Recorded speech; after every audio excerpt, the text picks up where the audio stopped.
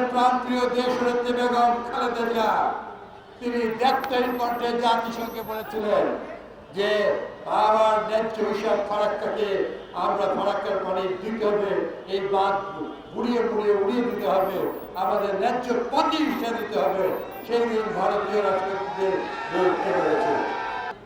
সেই ফারাক্কার লংবাদকে রেখে আগামী দিনে আল্লাহ যদি বাংলাদেশকে রক্ষা করার একটি যদি সরকার রাষ্ট্র পরিচালনার দায়িত্ব দেয়, আমাদের প্রথম দাবি হবে যে এইবার আর বাড়াঘড়িয়া নয়, এইবার হচ্ছে সোনা মসজিদ পর্যন্ত আমাদেরকে লং মার্চ করে প্রয়োজনে ফারাক্কার কাছে গিয়ে আমাদের এই বাঁধকে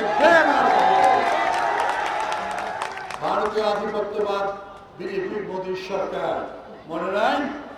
এই তো 1.5 মাস আগে কানসাটের জনগণ উত্তপ্ত বুলেট ধারণ করে হচ্ছে বিজেপিকে ঢুকতে দেয়নি ভারতের বর্ডার গার্ডকে।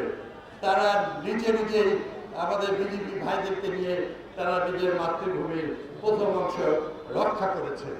আমাদের ভাইরা যদি পারে, গোটা বাংলাদেশের মানুষ আমরাও ইনশাল্লাহ পারবই পারবো।